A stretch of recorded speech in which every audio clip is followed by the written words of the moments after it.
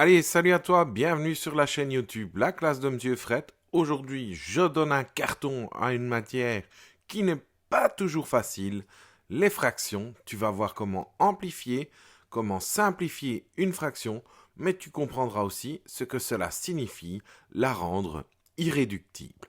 Allez, c'est parti. Une image, c'est toujours mieux qu'un long discours.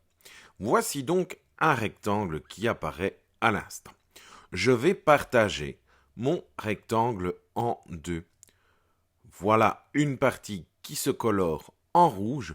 La valeur de cette partie, c'est 1,5. Je fais disparaître mon trait et maintenant je vais partager mon rectangle, toujours ce même rectangle, en 4 parties. Et je vais sélectionner des parties en vert. Donc, le nom d'une partie, comme celle-ci qui s'affiche à l'écran, c'est un quart. Et tu vois que j'en mets un deuxième. Et tu vois que ça recouvre totalement le demi. Donc, 2 quarts recouvre un demi. Je fais disparaître mes traits de construction. Et on est parti. Je vais partager maintenant ma figure en 8. Le nom d'une part qui s'affiche, c'est le 8e en jaune. Et tu vois que pour recouvrir mon demi ou mes 2 quarts, il me faut 2, 3 et enfin 4 huitièmes. Donc 4 huitièmes pour recouvrir ma demi, pour recouvrir mes 2 quarts. On va encore aller plus loin, je vais encore aller plus loin pour que tu puisses comprendre. Voici de nouveaux traits de construction qui s'affichent. Et là, j'ai partagé mon rectangle en 16 parties. Le nom d'une partie en bleu, c'est le 16e. On va recouvrir tout ce qui était en jaune. Donc 1 16e, 2 16e, 3 16e, 4 16e, 5 16e, 6 16e, 7 16e et enfin 8 16e. Donc tu vois que les 8 16e ont recouvert les 4 huitièmes, ont recouvert les 2 quarts et ont recouvert le 1,5. C'est ce que l'on appelle des fractions équivalentes. Elles ont la même valeur. Qu'est-ce que ça signifie amplifier ? Eh bien, amplifier, c'est augmenter la valeur du numérateur et du dénominateur en les multipliant par un même nombre, mais en ayant une fraction équivalente. Donc on avait 1,5, on a vu que c'était égal à 2 quarts, que c'était égal à 4 huitièmes, que c'était égal à 8 seizièmes, et que c'est égal, on peut aller plus loin, à 16 32e. Tu vas voir que pour aller de 1 à 2, j'ai multiplié par 2. J'ai fait la même chose pour aller de 2 à 4, donc au niveau du dénominateur. Pour aller de 2 à 4, je multiplie par 2. Je multiplie également mon dénominateur par 2. Même chose, je continue de 4 à 8, je multiplie par 2. Pour aller de 8 à 16, je vais aussi multiplier par 2. Et enfin, même chose, pour aller de 8 à 16, je multiplie par 2. Et pour aller de 16 à 32 au niveau du dénominateur, je multiplie par 2. C'est une situation de proportion. Donc, toutes ces fractions ont la même valeur, représentent la même chose, mais elles s'écrivent de différentes manières. Voyons voir maintenant ce que c'est que simplifier une fraction. On pourrait dire que c'est l'inverse de l'amplifier, c'est-à-dire qu'on va diminuer la valeur du numérateur et du dénominateur en les divisant par un même nombre, tout en ayant une fraction équivalente.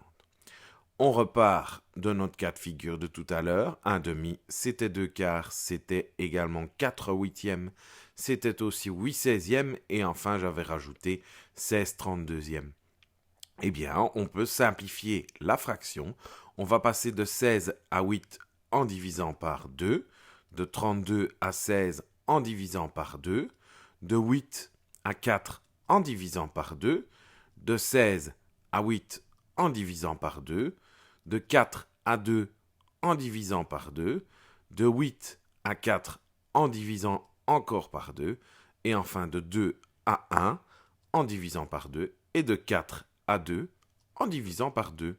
C'est toujours une situation de proportion. Après, on aurait très bien pu passer de 16 à 1 directement en divisant par 16 et de 32 à 2 en divisant par 16. Qu'est-ce que c'est qu'une fraction irréductible? Je te rassure, ça n'a rien à voir avec Astérix et Obélix, nos irréductibles gaulois. Une fraction irréductible, c'est une fraction qu'on ne peut plus simplifier. On ne peut plus diviser le numérateur et le dénominateur par un même nombre. Repartons de notre exemple de tout à l'heure. Tu vois que pour aller de 16 à 1, je peux faire diviser par 16. Je peux également faire la même chose au niveau du dénominateur, c'est-à-dire que je peux diviser 32 par 16 pour obtenir 2. Ma fraction irréductible est donc 1 demi. Je ne sais plus diviser 1 par un nombre ou 2 par un nombre, qui est évidemment commun. Mais comment fait-on pour rendre une fraction irréductible?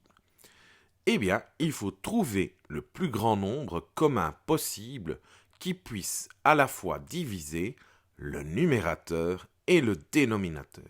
C'est ce que l'on appelle le plus grand commun diviseur ou plus communément appelé PGCD.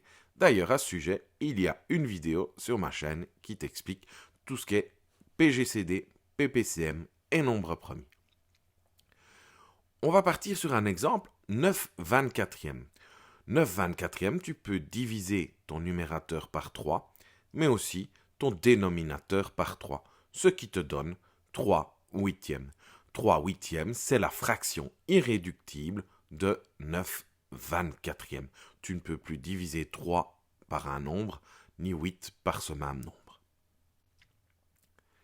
Allez, un peu d'entraînement, tu vas me rendre ces fractions irréductibles.